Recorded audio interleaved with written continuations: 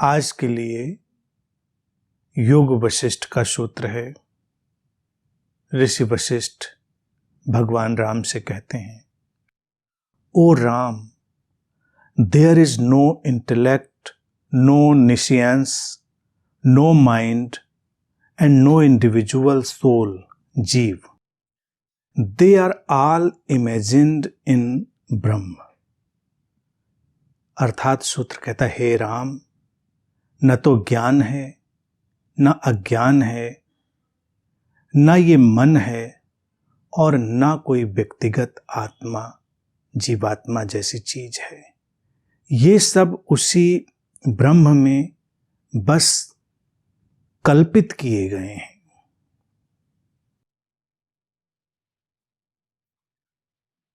योग वशिष्ठ के सूत्रों में जिस तरह का एक क्रांतिकारी आयाम चल रहा था, उसी कड़ी में, उसी सिलसिले में ये सूत्र है और कमाल का अद्भुत। भारत की सनातन परंपरा में इतने पहले क्या क्या बातें कह दी गई हैं, कभी देखकर सुखद आश्चर्य होता है। ये सूत्र लोगों की अनेक पारंपरिक मान्यताओं को आधारहीन कर देता है। भारतीय दर्शन जिस विशुद्ध ज्ञान पर खड़ा है, विशुद्ध बोध पर खड़ा है, ये उसकी अनुगूंज है इस सूत्र में। सूत्र कह रहा है कि जो मूल है वो एक ही स्रोत है, वो एक ही समग्रता है, एक ही टोटलिटी है, जिसे हम ब्रह्म कह सकते हैं, सुप्रीम कॉन्शियसनेस कह सकते हैं, सोर्स, स्रोत, जो भी कह सकते हैं। उसके अलावा जो कुछ भी है वो सब हमारी ही कल्पना का विस्तार है। उस स्रोत ने ही हमको कल्पना का एक गुण, एक शक्ति दी हुई है जो हमको जीवन जीने में सहायता देती है। कल्पना की इसी शक्ति से हम जीवन का अभूतपूर्व सृजन करते हैं, जीवन में हम अनूठे आयाम स्पर्श करते हैं। और अगर ये कल्पना विकृत हो जाए तो इसी कल्पना के पथ पर फिसलते हुए हम विक्षिप्तता में भी प्रवेश कर जाते हैं। कल्पना एक बहुत ही व्यापक शक्ति है। कल्पना का हम सदुपयोग कर सकते हैं और ये सूत्र भी हमारे लिए यही उद्घोषणा करता है कि जीवन में हम हर बात का सदुपयोग कर सकते हैं, दुरुपयोग कर सकते हैं। सूत्र सीधे सपाट ढंग से बात कहता है, हे राम, न ज्ञान है न अज्ञान, किसे ज्ञान समझते हो?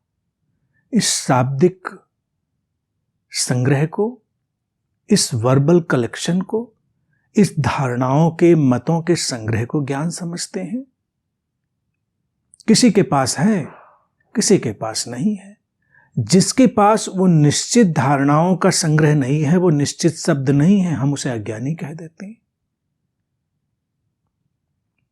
और जिसे हम ज्ञानी कहते हैं, उसके पास कुछ विशेष मान्यताएं, विशेष टर्मिनोलॉजी और विशेष शब्दों का एक संग्रह है। लेकिन ज्ञान सचमुच में क्या है? ज्ञान तो वो परम बोध है जो हमें सारे उलझावों से मुक्त करता है। इसके पहले के सूत्रों में मुक्ति की वो देशना ऋषि वशिष्ठ राम को दे चुके हैं। यहां पर वो भगवान राम से कहते हैं कि देखो राम, ये संसार में जो ज्ञान और अज्ञान का ये फैलाव है, इसमें नहीं उलझना है, क्योंकि वैसा न कोई ज्ञान है न ही वैसा कोई अज्ञान है। और वो कहते हैं कि ये मन भी नहीं है और कोई इंडिविजुअल सोल, कोई पर्सनल सोल, कोई व्यक्तिगत आत्मा जिसे हम जीवात्मा भी कहते हैं, वो भी नहीं है। तो क्या हुआ फिर? इस सूत्र में ही पुनर्जन्म की अवधारणा को नेस्तनाबूद कर दिया ऋषि वशिष्ठ ने। अगर कोई इंडिविजुअल सोल नहीं है, कोई व्यक्तिगत आत्मा नहीं है, जीवात्मा नहीं, तो जन्म का, पुनर्जन्म का तो कोई फिर मसला ही नहीं रहा, सारी बात ही समाप्त हो गई। लोगों को लगता है कि सनातन परंपरा में शायद पुनर्जन्म एक बड़ी ही महान अवधारणा है, लेकिन हम देखें अपने प्राचीन शास्त्रों को, जहां पर ऋषि वशिष्ठ श्री राम से कह रहे हैं कि कोई इंडिविजुअल सोल नहीं है, व्यक्तिगत आत्मा, जीवात्मा, तो इसका अभिप्राय यही है कि कोई पुनर्जन्म भी नहीं है।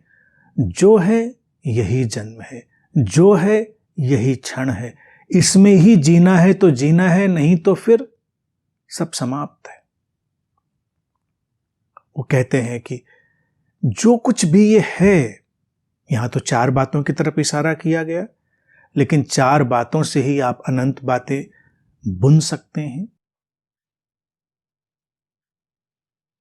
कह रहे कि सब इस ब्रह्म में ही कल्पित किया गया है, वो भासता है, it appears but it doesn't exist. वो है नहीं लेकिन प्रतीत होता है। मन की सत्ता है, बड़ी शक्तिशाली है, सब कार्य व्यापार करती है, लेकिन सूत्र कहता है ये मन भी नहीं है, क्योंकि उस स्रोत से उठकर एक मन नाम की संज्ञा, एक इकाई हमको मिलती है जो हमारे जीवन के लिए उपयोगी है। इसीलिए मन फैलता है, सिकुड़ता है, मन बनता है, मिटता है, बिखरता है, मन उठता है, गिरता है, मन ठहरता है, मन गतिमान होता है, मन विलीन हो जाता है। मन का कोई निश्चित पैमाना नहीं है। शरीर निश्चित है, सामने साफ दिखता है, शरीर की सीमाएं तय हैं, शरीर का गुणधर्म भी तय है। उस ब्रह्म का, उस स्रोत का, उस परम चैतन्य का भी एक निश्चयात्मक होना है, लेकिन उसके बीच में जो ये मन की चीज बनती है, ये सूत्र कहता है कल्पित है, लेकिन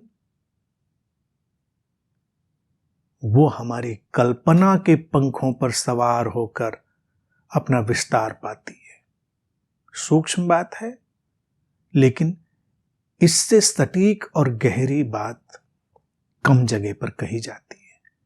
ये सूत्र अनेक अनेक धारणाओं को ध्वस्त कर देने वाला है, अनेक धारणाओं को। मेरा मन और तुम्हारा मन जैसी कोई चीज नहीं होती। लोग कहेंगे ये मेरा मन, ये तुम्हारा मन, ये मेरा विचार, ये तुम्हारा विचार नहीं है। हम एक वर्ल्ड माइंड, कलेक्टिव माइंड, एक टोटल माइंड में है, जो गतिमान हुआ है उसी स्रोत से, उसी ब्रह्म से। अब ये जब इस शरीर से टकराकर अपना काम करता है, तो हमें ऐसा एहसास होता है कि मेरा मन। इसी तरह से सूत्र कहता है कि कोई इंडिविजुअल सोल भी नहीं है, कोई व्यक्तिगत आत्मा भी नहीं है, केवल एक फंक्शनल पर्पस से, एक फंक्शनल यूटिलिटी के चलते हुए हमको ऐसा एहसास होता है कि है मेरा होना एक सेपरेट एंटिटी की तरह, एक अलग सत्ता की तरह। तभी ये सब कार्य व्यापार चलता है, ये मानवीय अंतर संबंध चलते हैं, अन्यथा सारे अंतर संबंध धराशायी हो जाएं। तो इस सूत्र में एक बात स्पष्ट रूप से स्थापित हो जाती है कि भारतीय दर्शन, सनातन परंपरा किसी पुनर्जन्म जैसी कल्पना को हवा नहीं देती। वो कहते कि अगर हम उसमें यकीन करना चाहते हैं, सूत्र के ताने बाने को देखें, उन्होंने बड़ा अच्छा शब्द कल्पित उपयोग किया, तो हम कल्पित ढंग से देख सकते हैं अपने पुनर्जन्म, लेकिन वो होगी कल्पना ही। जैसे मेरा मन और तुम्हारा मन एक कल्पना है नहीं, लेकिन लगता है। जीवन में कितनी ही बातें हैं जो हैं नहीं लेकिन हमको लगती हैं। हम उनका उपयोग भी करते हैं। कई बातों को हम जानते हैं लेकिन हम उनको देखते हैं और वैसे ही जीते हैं। जैसे सूर्य ना उगता है ना अस्त होता है, वो तो जहां है वहीं है। लेकिन धरती के भ्रमण करने के, घूमने की अपनी धुरी पर जो व्यवस्था है, उसके चलते हुए हमको ऐसा लगता है कि सूरज उगता है, सूरज अस्त होता है, और हम इसका उपयोग भी करते हैं और इसके अनुसार जीते भी हैं। सूर्योदय जीवन की अलग चर्या विकसित होती है, सूर्यास्त जीवन की अलग चर्या विकसित होती है। कोई समस्या नहीं, इसमें कोई उलझाव नहीं, कोई सैद्धांतिक फिलोसॉफिकल इसमें दंगल नहीं कि हम कहें ये कैसे कह दिया कि सूर्योदय हो रहा है, सूर्य तो नहीं उदित होता। ये कैसे कह दिया कि सूर्यास्त, सूर्य तो अस्त नहीं होता। और जब ना अस्त होता है ना उदय होता है तो हम अपने ही ढंग से जिएंगे, हम सोना जागना सब अपना गड्ढमड्ढ कर लेंगे। लेकिन हमने उसको नियोजित कर लिया है, प्रबंधित कर लिया है, मैनेज कर लिया है सूर्य के उगने और अस्त होने के अनुसार, अपने सोने जगने को, अपने कार्यों को, अपने विश्राम को। तो कभी कभी जीवन में क्या होता है, ऐसे ही बहुत सारी घटनाएं हमको केवल प्रतीत होती हैं। सूर्योदय और सूर्यास्त की तरह प्रतीत होती हैं, होती नहीं है, और हम उनको वैसे ही जीते हैं और उसी के अनुसार अपने जीवन की सारी व्यवस्था को संयोजित कर लेते हैं। तो जब हम ये कहते हैं कि मेरा मन, तो इसमें बात बात पर उलझ जाने की जरूरत नहीं कि मेरा मन तो कोई नहीं होता। वो तो या तो एक सामूहिक मन है, टोटल माइंड है, या एक कल्पना है। हम नहीं कहते ऐसा, हम बस कहते हैं मेरा मन ऐसा कहता है, कोई कहता है मेरा मन ऐसा कहता है, और ये अलग अलग ढंग से अपने अपने मन की बातों से जीवन का ताना बाना आगे बढ़ता चला जाता है।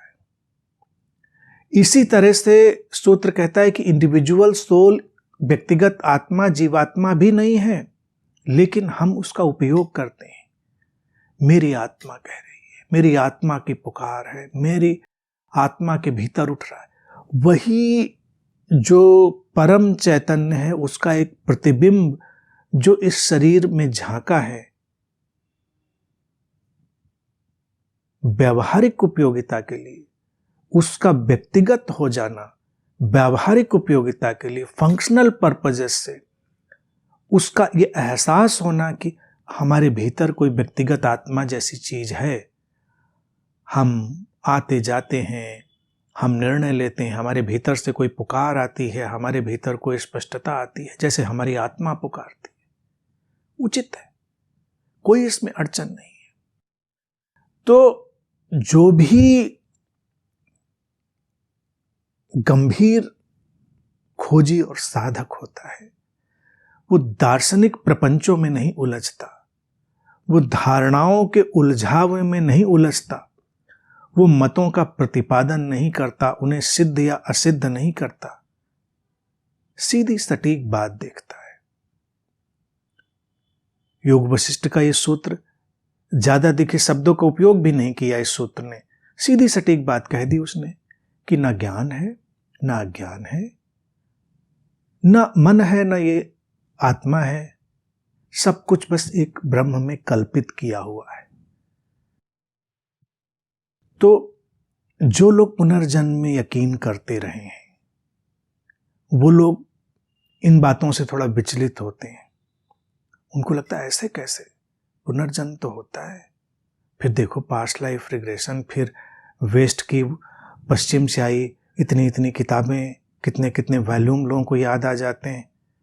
फिर उनको ये भी याद आ जाता है कई संत महात्मा भी कह गए ये बात इतने बड़े बड़े लोग कह गए, तो क्या उन्होंने झूठ कहा था? नहीं, झूठ नहीं कहा था उन्होंने।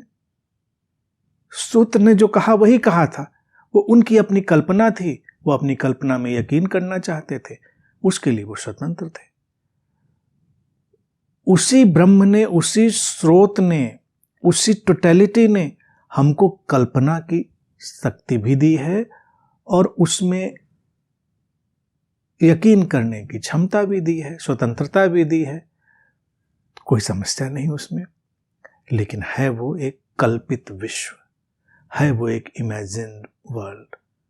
इस बात को ध्यान रखेंगे। और ये कितना मुक्त करने वाला है, कितना आध्यात्मिक प्रपंच इसी पर खड़ा हुआ है। जन्म पुनर्जन्म, इस जन्म उस जन्म, कितनी बातों के घुमाव फिराव इसी बात पर खड़े। कोई बात समझ में नहीं आए व्यक्ति के, पिछले जन्मों में ऐसा किया होगा, अगले जन्म में ऐसा होगा अगर ऐसा करोगे।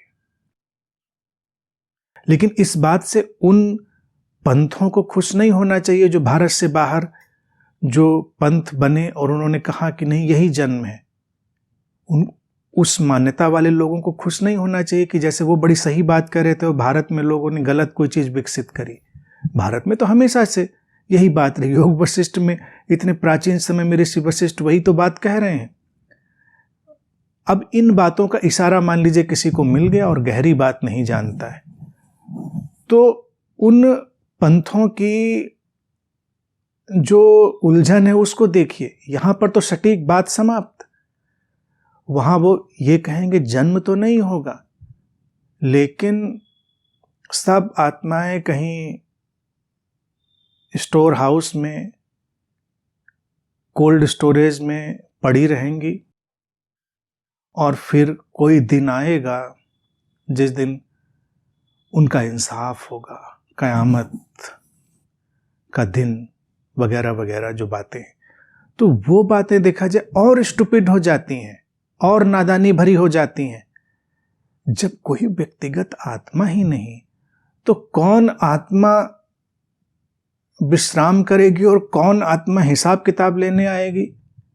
तो उधर भी देखे ऐसे ही जुमले चल निकले कि ईश्वर से डरो, खुदा के यहाँ हिसाब होगा, सब इंसाफ होगा। कौन खुदा, कौन हिसाब, कौन इंसाफ? जो जिया अभी जिया, जो नहीं जिया वो नहीं जिया, बात समाप्त। जीना है तो अभी जियो, नहीं जीना है मत जियो, अपनी कल्पना में जियो। किस पर अंतर पड़ता? उस ब्रह्म में कोई अंतर पड़ता? कोई अंतर नहीं पड़ता। सागर में कोई अंतर पड़ता? कोई लहर उठती है गिरती है, मत उठो, पड़े रहो। उठ जाओ तुम्हारा आनंद, गिर जाओ तुम्हारी मर्जी। सागर इस बात की परवाह नहीं करता। तो बाहर के पंथों ने क्या देखिए, एक जुमला निकला, कोई मर जाए रेस्ट इन पीस। कौन रेस्ट करेगा? Who is there to rest? तो इंडिविजुअल सोल की परिकल्पना वहां भी हावी है। तो ये ज्ञान की बात नहीं हुई, ये तो एक थोड़ी एक आध परत में लिपटी हुई और नादानी की बात हो गई कि हम ये तो मान ही रहे हैं कि कोई इंडिविजुअल सोल है। और ये सूत्र इतना फायरी है, इतना आग्नेय है, इतना क्रांतिकारी, वो कहता है ही नहीं। जब मृत्यु हुई तो ये शरीर मन का जोड़ बिखर गया, लहर सागर में गिर गई, समग्रता समग्रता में विलीन हो गई, पूर्णता पूर्णता में लीन हो गई। फिर उठेगी कोई नई लहर? ये नहीं उठेगी। राम दोबारा नहीं आएंगे। लेकिन इसी भारत ने ये परिकल्पना की कि राम बार बार आएंगे, लेकिन वो परिकल्पना भी गलत नहीं थी। लोगों की जिद होती कि यही वाले राम जो दशरथ के घर में पैदा हुए थे, यही वाले राम बार बार आएंगे। वो तो गए, खत्म, द एंड। फिर वैसी ही चेतना, राम जैसी चेतना फिर आएगी जब समय की आवश्यकता होती। जैसे कृष्ण की बात आ जाती है, श्री कृष्ण की, संभवामि युगे युगे की, तो लोग लगता है जैसे वही कोई पेपर पर साइन करके कॉन्ट्रैक्ट पेपर बैठे हुए हैं कि हर बार हम ही आ जाएंगे। वो तो एक लीला थी, एक स्थान समय की, टाइम स्पेस की बनी, बिखर गई। हाँ, क्या कृष्ण का आना बंद हो जाएगा, राम का आना बंद हो जाएगा? नहीं, कभी नहीं। अलग अलग रूपों में, भिन्न भिन्न अवस्थाओं में, भिन्न भिन्न ढंग से वैसा ही कुछ रचा जाता रहेगा। उसी ब्रह्म से फिर एक नया विश्व घटेगा, एक नई कल्पित धारा उठेगी। जो ज्ञानी है, जो बुद्ध है, वो इस कल्पित विश्व को कल्पित विश्व की तरह देखता है, इमेजिन वर्ल्ड की तरह, और वहां शांत और ठहरा हुआ बना रहता है। यही मुक्ति है, परम मुक्ति है। ना वो इस जन्म में उलझा है, ना उस जन्म में, ना इस पार ना उस पार। इसी सूत्र की बात पर अगर देखें तो एक और नादानी की जो धारा चलती है पूरे विश्व में और भारत में खास तौर से, उसका भी पूरी तरह यहां पर समापन हो जाता है कि उस ब्रह्म से इस शरीर की जो अभिव्यक्ति हुई, उसमें मन की घटना बनी, प्रतीत हुई। उसी टकराव से एक व्यक्तिगत आत्मा जैसी, इंडिविजुअल सोल जैसी, जीवात्मा जैसी कल्पना भी घटी। तब क्या होगा? जब ये बिखरेगा तो सब जोड़ बिखर जाएगा, कुछ बचेगा नहीं। तो जो लोग कल्पना करते हैं कि कोई बाबा, कोई गुरु, कोई बुद्ध कहीं मरने के बाद भी बैठा हुआ है सहायता करने के लिए, वो सब बातें समाप्त हो जाती। कहीं कोई नहीं बैठा सहायता करने के लिए। इस शरीर के बिखरने के बाद कोई नहीं आता, कोई नहीं मिलता, कोई नहीं बोलता। हम लेकिन कल्पना करने के लिए स्वतंत्र हैं। लोग कहेंगे नहीं नहीं, हमको तो लगता है। कल ही हमारी खिड़की से हमारे गुरु झांक रहे थे, जो कितने 100 साल पहले मर गए थे। तो जो इस सूत्र में कहेगा कि ऐसा नहीं होता, वो बहस करेगा, नहीं नहीं ऐसा हो ही नहीं सकता। वो कहेगा नहीं, झांके थे। जो समझ चुका होगा वो कहेगा हाँ बिल्कुल झांके होंगे, कोई समस्या नहीं झांकने में, बिल्कुल झांक सकते हैं, आके साथ में खेल भी सकते हैं। लेकिन वो होगा सब कल्पना, वो सब कल्पित जगत ही होगा। जिद पकड़ेगा कोई कि नहीं रियलिटी है, वास्तविकता है, तो ये उसकी अपनी समस्या है, ये उसके अपने उलझाव हैं। कल्पना की आजादी है, वो उस पे कोई रुकावट नहीं है। लेकिन जो हम सोचते हैं कि कहीं कोई इस शरीर के छूटने के बाद अभी बैठा हमको गाइड कर रहा है, ऐसा नहीं होता, ऐसा होता ही नहीं। और इसकी जो बात है स्पष्टता से ऋषि वशिष्ठ कह रहे हैं। भारतीय दर्शन में इतनी स्पष्ट और इतनी लोगों के सारे काल्पनिक जगत को तोड़ देने वाली बातें कही गई कि यकीन नहीं होगा किसी को। क्योंकि जब सनातन परंपरा की बात चलती है तो लोगों को लगता है यहां तो सब तरह तरह की सर्कस है, तरह तरह की मान्यताएं। नहीं है, यहां पर तो यही सटीक दर्शन है।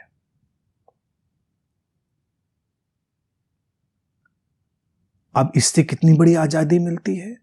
भटकाव सारा बंद, ना कोई किसी मजार पे जाता, ना किसी इधर जाता, ना उधर जाता, ना यहां मत्था टेकता, ना वहां मत्था टेकता।